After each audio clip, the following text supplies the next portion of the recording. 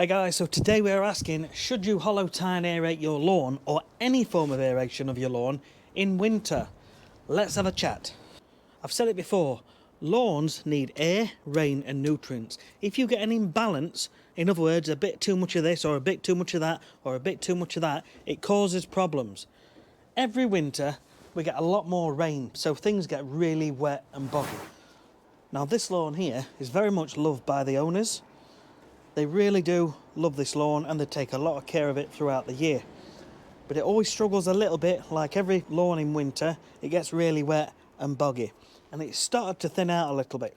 We're going to carry out some aeration to help relieve compaction and to help improve drainage. So in essence, we're putting some holes in the ground so that rain can drain through nice and easily and the lawn can perform better. It's not sat in lots of water, especially when we've had some really heavy rains. Now there are many ways you can aerate your lawn. You can use a garden fork and just push down as deep as you can go, and you're putting some holes in the ground and rain can get down and drain through, so it's not sat on the surface for quite so long. Then you can hollow tine aerate your lawn, which is just the same, but it pulls the core of soil out from the hole. And that eventually closes, which relieves compaction because the surrounding soil closes in on that hole, making it all a little bit looser, a little bit more fluffy. And as a result, what you're doing is you're improving the drainage in the ground. Now, if all you've got is a garden fork, go for it, it's absolutely fine. If you want to spend a little bit of money, you can buy yourself a little hollow tine lawn aerator. I'm going to show you the ones that I've got here. So here we've got 4 hollow tine aerators, we've got 2 budget ones, and then we've got 2 premium ones. And the difference is the cost and the features. These have got the tines which are fixed here, here, here and here, and these tines are replaceable. With the budget ones, there is no opening or cutout in the tine, but in the premium ones there is a little cutout there. In the premium ones, the soil comes up the tine as you push it down and it'll release and discharge the soil. So the reason we talk about aeration, especially in late autumn going into winter, you can still do it. You don't want to do it when there's a frost on the ground, but you can still aerate because this lawns are still getting very wet. So you can aerate any time over winter and it will help improve the ground. It will relieve compaction and it will improve drainage. Now you could actually go to a machine and use a machine to punch holes in the ground, but this lawn isn't too big. So I'm going to do this by hand. What is the best time to be doing it? Should you be aerating your lawn when the ground is hard? Yes, you can, but it's easy when it's a little bit soft. You don't want to do it when it's really wet and really boggy. So what we're going to do now, we're just going to use these tools here and you can see how we get on. Now, I always try and aim for a roughly 3 to 5 inches between each set of aeration holes. You want the soil to be a little bit wet, just so you can push down deeply. The deeper, the better. In clay soils, you're definitely going to get clogging, you're definitely going to get sticking. Don't worry.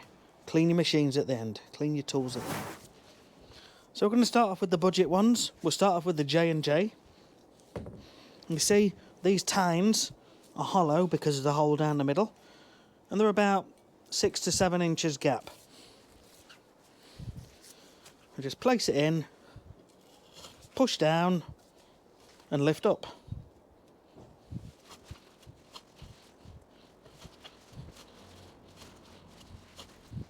And you can see that the cores of soil have been ejected.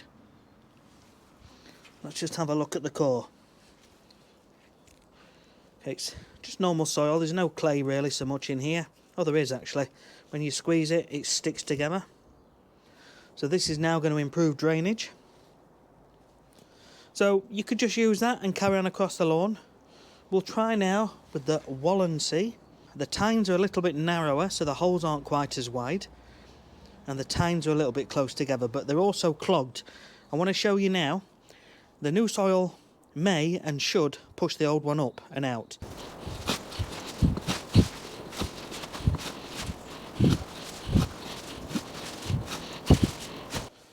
So you can see in wet soil, it still aerates really well.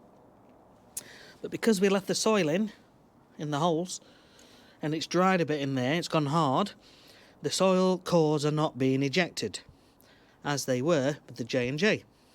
But that is just because we haven't cleared it. So we'll try now with the premium ones. So we'll start off with the Swordman. Now, what I like about this, like I say, is the hollow in the tines, so soil comes up and is ejected. You can also unscrew these and replace when they get blunt. And there's 3, so the holes are close together, giving a better aeration.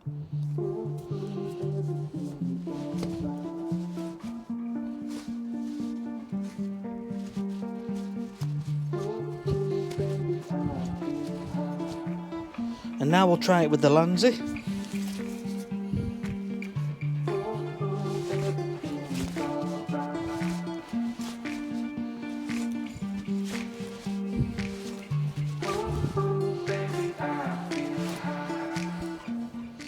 So you can see we aerate more holes in the same amount of time compared to the others, but when you are pushing 3 tines into the ground, there's a little bit more force required. Out of the 2 premium ones, the Lanzi does do it a little easier than that one, but that could be down to the tines not being very sharp. I don't know, that could just be a one-off. But overall, if you want the easiest way to aerate by a manual aerator, I would say go for the J&J manual aerator, but you're going to have to go over and fill in these gaps in between, so you'll need to step across. But this is the easiest one to push down because the holes are wider as well. That is part of the reason. But out of the premium ones, I would say the Lanzi is the better of the 2. It just pushes in a lot easier. So what I'm going to do now, I'm going to aerate this lawn, and I'm going to go for the J&J, and I'm going to see how I feel doing so much and then stepping across and filling out the in-between bits, because it is the easiest one to push in and the cores are ejecting well. If I get sick of that, then I will switch to the Lanzi version.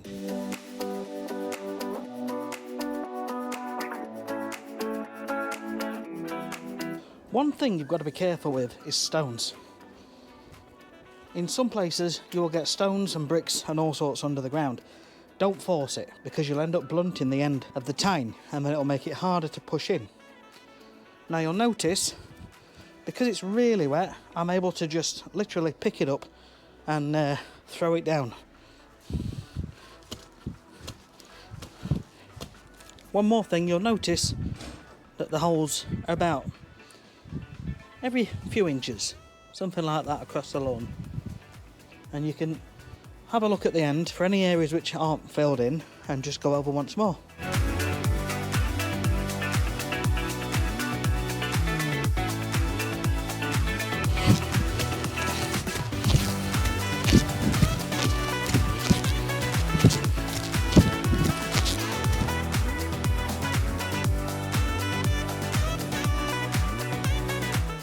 So now we've got to think about clearing these up. The grass is a little bit long, but it's wet, so I can't really run the mower over it. There's a couple of choices here, 2 or 3 choices. So the more often you actually walk on a lawn that's wet and boggy, the more you're going to make a mess of it. You can see some of the areas down there, the grass is starting to get a little bit churned up. Just where we've been standing, although I think some of this was already looking a bit churned up, but you can see how it's getting, the grass is going flat. So there's 3 options really. You can rake it and rake the cores up, put them in a bag, or put them in your garden bin or in a normal bin, or dispose of, or put them in a border. Or you can wait until it's a dry day and then they'll rake off a lot easier and you won't make as much mess on the lawn. The final option is to use a blower if you've got a blower. You get a blower on, you can blow them up, you're not walking on it as much, and you can blow them into lines and piles and then clear it off. So that's what I'm going to do here. I've got my backpack blower. I'm going to blow everything down to the bottom end and break it into a pile and get it in a bag.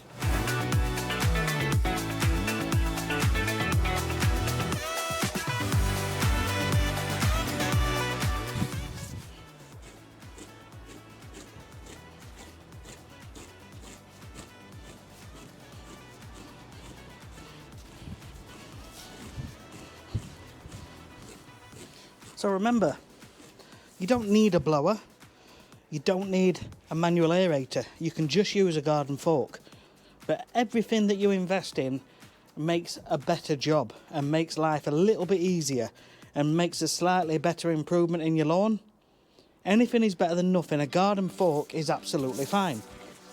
Our grandparents used garden forks for years, so don't knock it.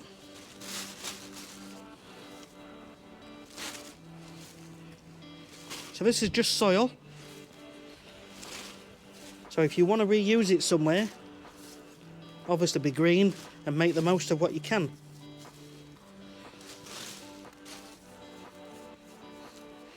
So if you want to do this, look for a dry day where the ground is not wet and boggy.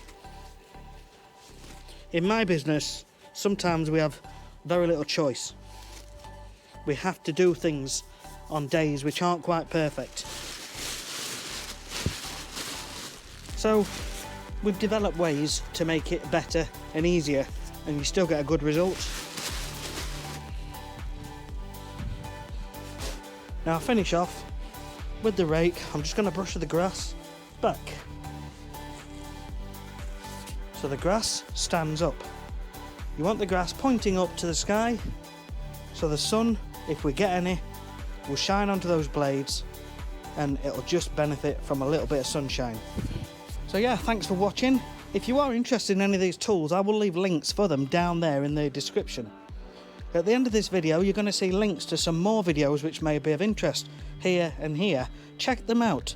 We've got plenty of good videos now on the channel. As always, if you've enjoyed this video, please give us a thumbs up.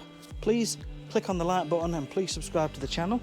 Thanks for watching. Any questions, put them down below. We'll see you on the next one.